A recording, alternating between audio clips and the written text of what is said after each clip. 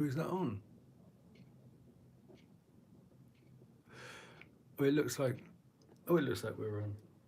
Um, had a bit of a smudge thing. It won't go out. So if the smoke alarm goes off, I'm not moving. Somebody else can do it. Okay, let's try.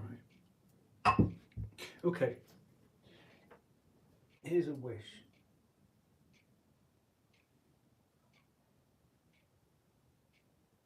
It's for full moon tomorrow. So pause now if you haven't decided on your wish. I would like a bath and a shower in my own home. That's my wish.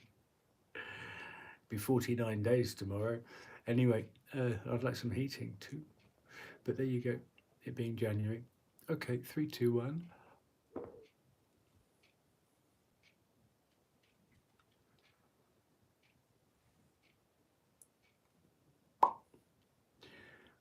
Stick that there.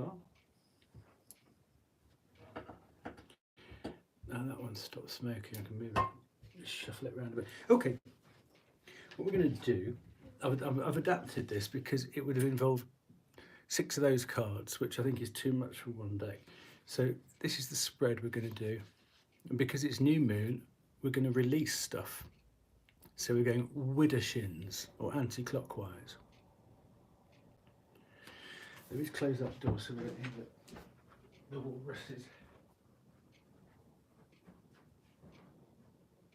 Or the sea lions or the penguins. So let's just read what the spread is. It's a well of a mini intermediate, galloping through this.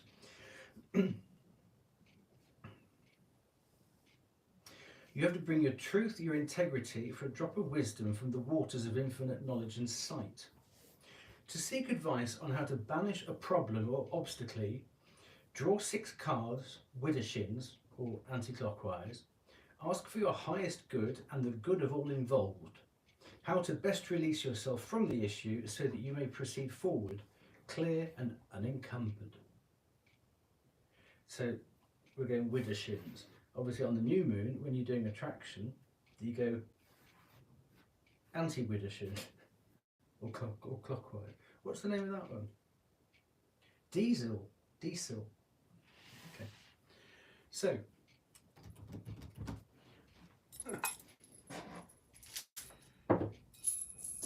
bit of twinkle twinkle little bowl. Okay.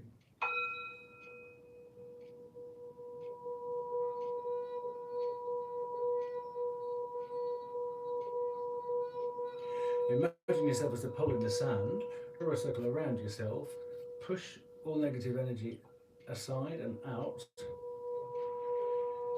reclaiming your power.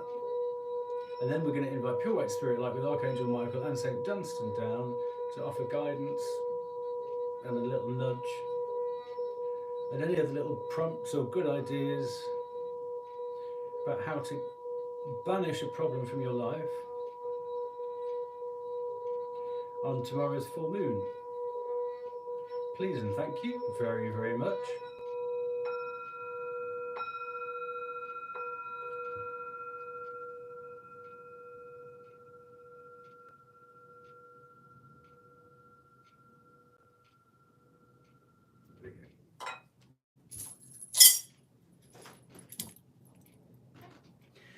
So, I think we should start off with the Nordic gods. So one of each of these. So decide what you would like to banish. This is on top of the wish as well. No. Oh, don't just get one prezi here, you get a whole gift bag. Right.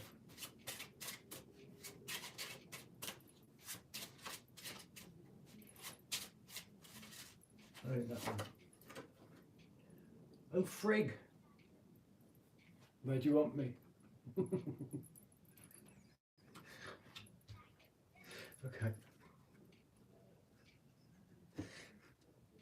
And then we'll have a rune. Get a rune, Frigg.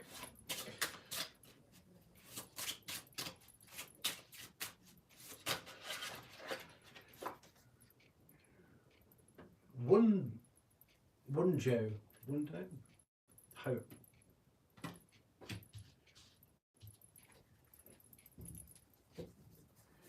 Number 3 is the Sigil.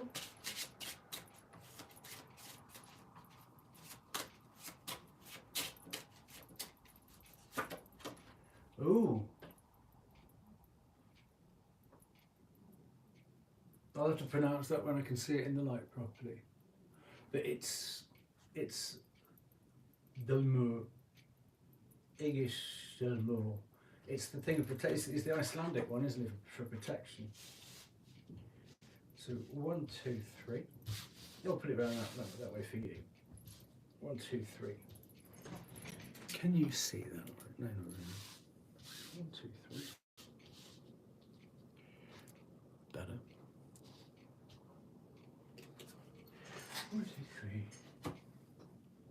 And then we're going to have Hecate.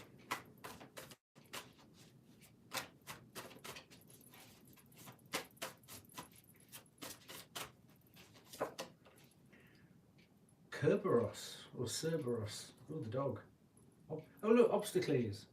It's all about clearing obstacles. Fabulous.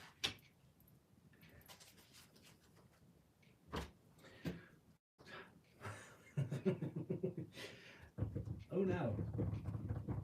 Then we're going to have the Oracle of the Seven Energies, which I guess is that one. A higher view.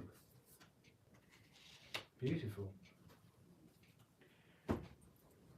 And then I was going to have something else. Here we go. It's going to have a dragon. Let's have a dragon.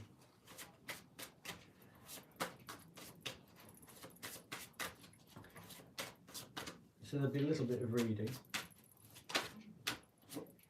Confidence. Lovely. Because I guess when you're banishing something, or when when you're clearing obstacles, there's a gap, isn't there? And nature abhors a vacuum, and you can feel a bit panicky, can't you? So the temptation is to then fill that gap. No, but that gap has to remain so something good can come in. So let's have a good look at Frigg then. Where is she? She's probably near the front because she was important, wasn't she? Frigg. Here we go. There you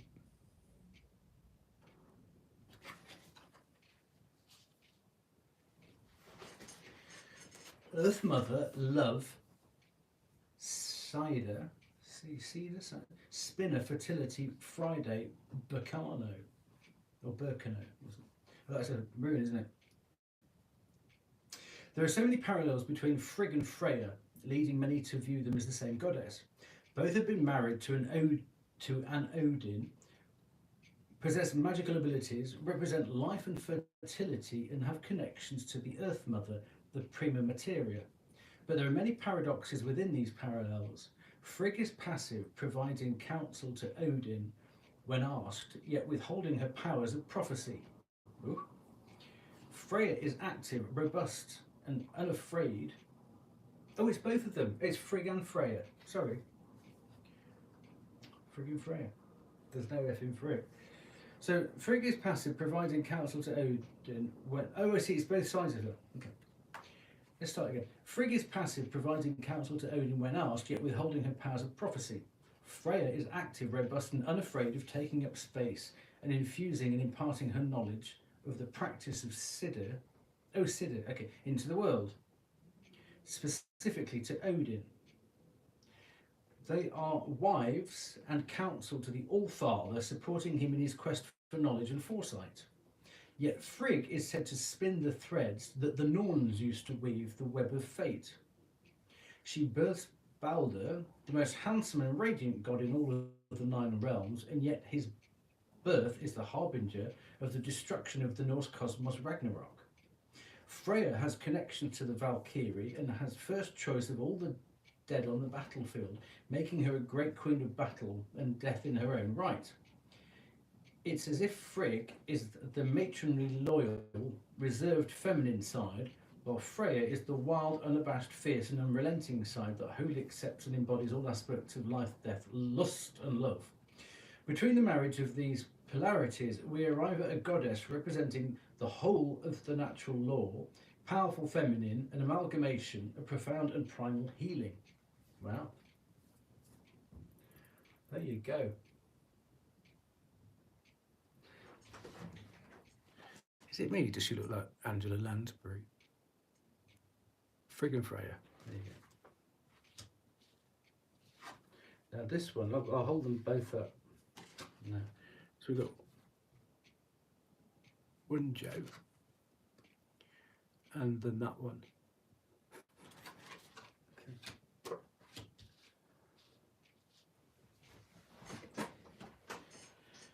So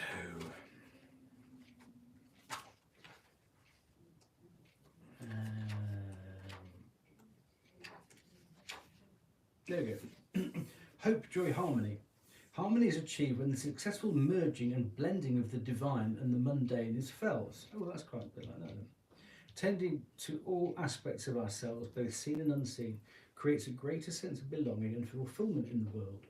It creates sovereignty, and sovereignty is above all one of our greatest natural birthrights, but one that most of us have to work towards remembering. On the other side of remembrance is hope, joy. Here is a radiant new horizon that heralds the arrival of a new day. Oh, lovely, because this is, okay, new day. A new form of existence, a new way of life. Hold one joke close to call back the warmth, heat, vitality and purpose of your place on this earth. Well, I shall get a fat black marker and scribble it all over my body later. One joke, hope. All right. So this is about balance, isn't it? So this is almost like justice or sovereign, justice or temperance. Now in the Arthurian tarot, bear with a mo. Let me just I'll get the card instead of talking about it. I'll get the card out.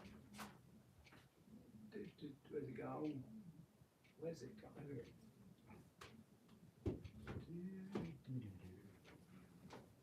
Instead of calling it justice, they called it sovereignty, strangely enough. There she is.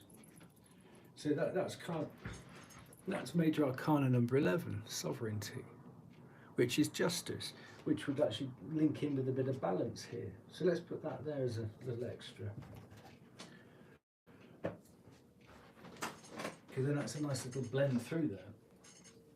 So, Rune, this thing here.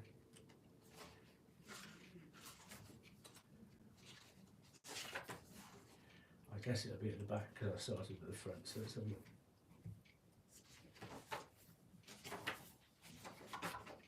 So that's a real powerful one though, isn't it? Here we go. Aegis Helmur. Helm of terror, helm of awe. That, yeah, absolutely. Oof. Inspiring terror and providing protection. It is told that this sigil would be painted in blood on the foreheads of warriors about to rush into battle, as every foe they face would tremble in horror at the sight of it. An internal wellspring of courage, passion and sheer willpower resides within us all. This magical stave draws from that source, making our will manifest.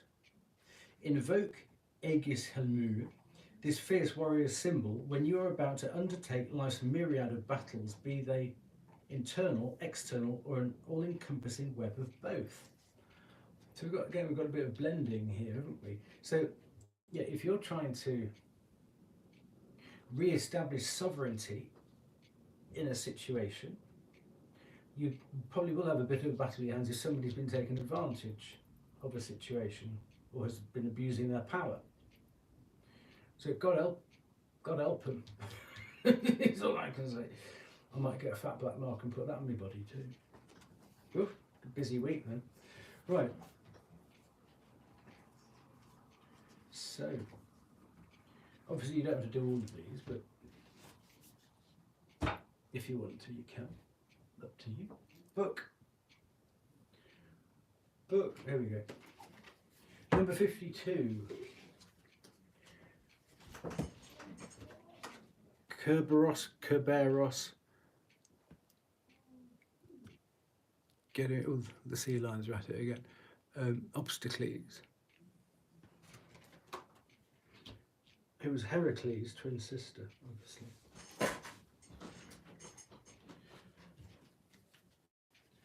A very short-sighted mother called Spectacles. So, Kerberos, obstacles. The eternal hellhound blocks your path. This seemingly insurmountable obstacle requires strategy and cunning to overcome. Do not rush ahead. Consider the nature of the obstruction. Kerberos not only guards entry, he also prevents departure. Maybe now is not the right time to act until a better course of action is found. Above all else, remember that from the mouth of this beast lie the origins of Hecate's potent bane. Well, that's not naughtiness, is it? Well, we don't want that.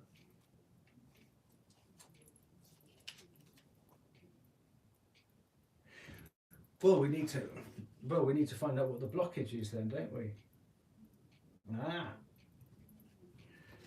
If we're going to come in with that sigil, we need to say let's do that then. Let's just get an oracle, a tarot card. This is why we're doing this, isn't it?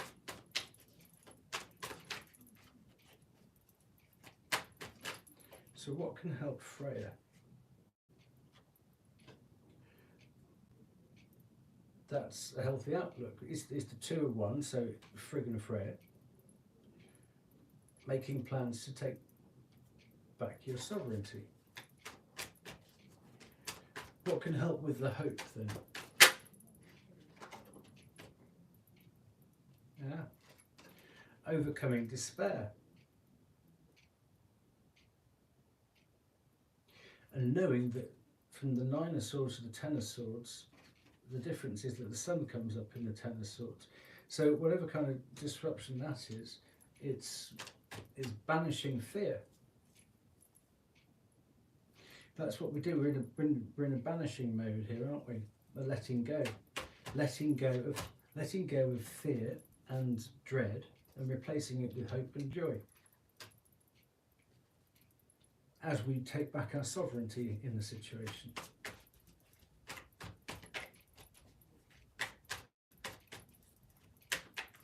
So, what's going to help us with this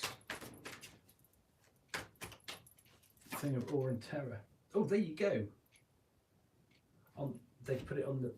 There you go. You would want to come back from the battlefield. I mean, the wow, success. Brilliant. So you're going to successfully knock Cerberus out of the way. So what else can we employ with? Oh, look at that.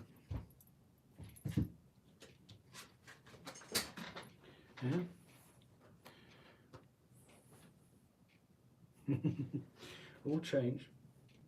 Let's link those two together. So if this has been an obstacle in the past, looks like you're going to get past it this time then.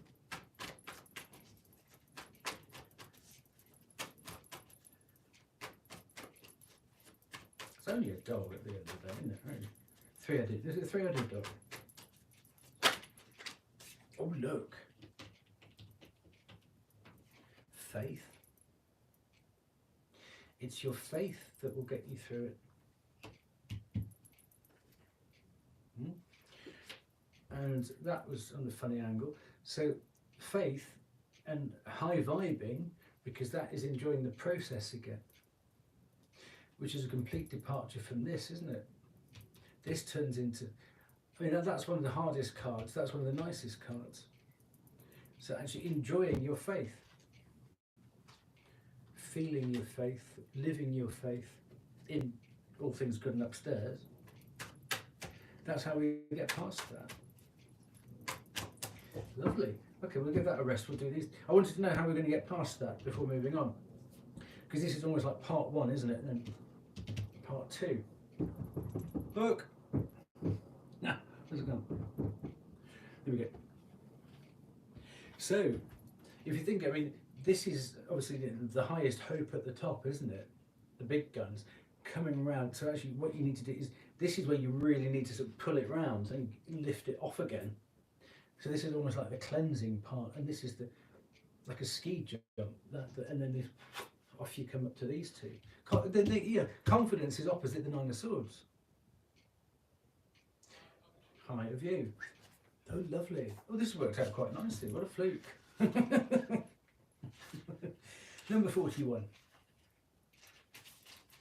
A higher view. Sometimes our lives are suction cupped to the ends of our noses and we can't see beyond ourselves. This happens to everyone once in a while. We fall into an automatic response to life and react from a learned, conditioned place rather than one of awareness. Being in reactivity keeps us repeating old patterns. Conversely, the avoidance of our triggers could keep us in our comfort zone, policing our attempts at new things. The way to be successful in your endeavour to connect with others is to step out of your sticky perception of the world. Imagine, oh, we just did do, cool, with faith. Imagine yourself sitting on the back of a bird of 1,000 feet above your life. Wouldn't your perspective change? From a higher point of view, you can see for miles. You could let go of naming or blaming the obstacles in your way. Well, we just did that, look. And instead, easily discover a path to more beautiful and compelling vistas. More can become available to you in all aspects of your life when you're able to step back and get a little distance. You can wait before responding, be more graceful in your interactions, and see how everything is connected and every experience is a gift. Absolutely. The world is open for you today. All you have to do is move to higher ground, be mindful, and celebrate the spectacle of life's dance. Well, that's a move to higher ground as we come off the bottom here. That's a beautiful card for that. Let's show you that. You can pop your peepers on that one. That's lovely. That's lovely. Sort of coming down and then a higher view coming up there. And then we've got Le Dragon of Confidence. Very confident looking. Right opposite there. So, book. It's here somewhere, I know it is. I just had it. There we go. That's number 6. Number 6. Oh, we've got the 6 of Wands. 666. Confidence. Call upon this dragon when your confidence has taken a knock or when you feel you're unable to trust your own judgment.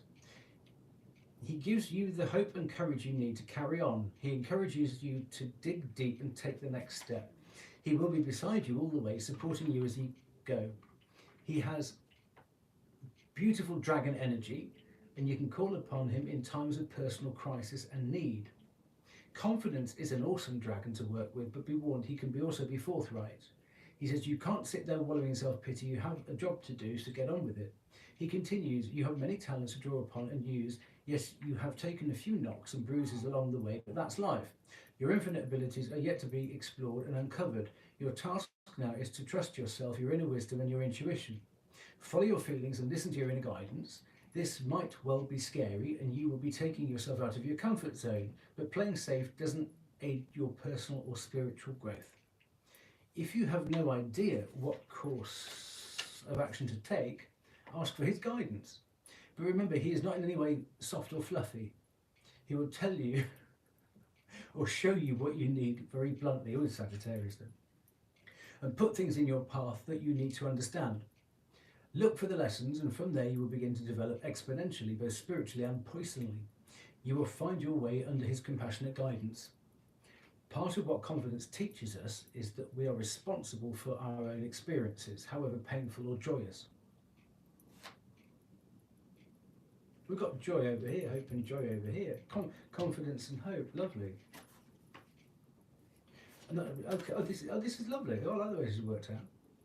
We need to learn to live, love, forgive, heal and move on. He is probably one of the toughest dragons I have encountered, yet he is also gentle and caring. Tough love. Oh, rough love. I think it's called. Although he's straight talking, he does have huge compassion for us human doings.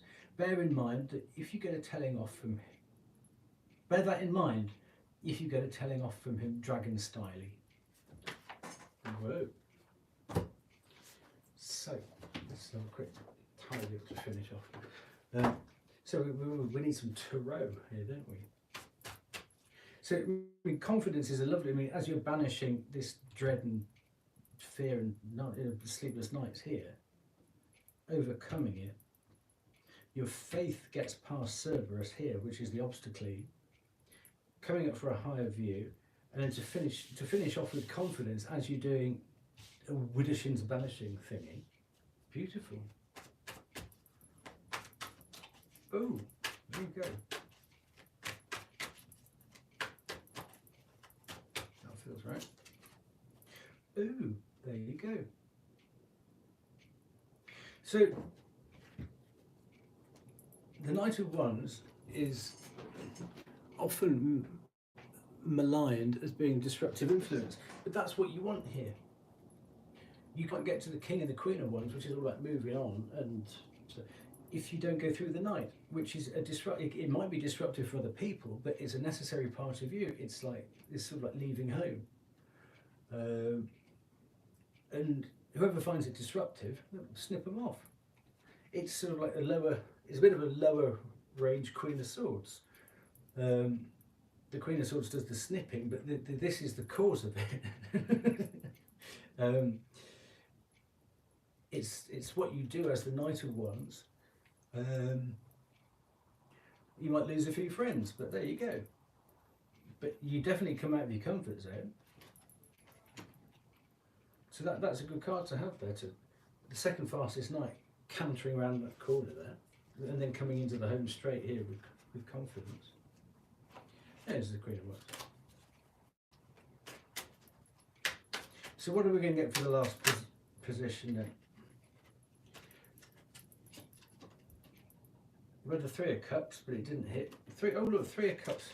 Strength. Leo. Confidence, strength, celebration. Let's put them back there. Okay, it didn't feel right. What's that one? Eight of Cups. Eight of Cups. Ever since I moved down to the lighthouse down here in Tierra del Fuego, that Eight of Cups has come out all the time. Love on the rocks. That's what the penguins do. They're at it morning, noon and night. Anyway. Here we go. That feels good. Oh, it's the 10!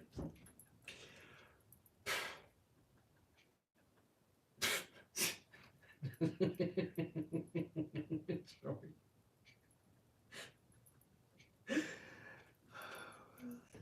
Oh look! Oh, this is beautiful. Look at that. Ace of Cups, because you've been trying to get your 9th cup by going through the Eight of Cups, but you're definitely going to get your 9th cup, whatever you choose. Because this is just being at the point of staying or going. You're just at that point, and as we're doing a releasing ritual, what are you going to do? Which way are you going to turn? Because your faith has got you past the obstacle, and you're being granted. The TMH is granting you that 9th cup, and then the 9 of Cups means you're ready to walk into. You're as complete as you can be, because the 10th cup is your partner. Yeah, in certain thinkings. That is so lovely. You've got the confidence, and red is power, and it's the confidence of voting with your feet. You've got red boots on, and you've got the Ace of Wands there, Ace of Cups, confidence. Oh, there's no better way to finish that. That's lovely. Because your 9th cup is guaranteed. Whatever you choose, there are no wrong choices. Just do it with conviction. And look, yeah, you got the moon there, bit of contemplation. Oh, hope you can't hear the walruses. Anyway, happy full moon tomorrow, and happy release, whatever you're releasing. Take good care.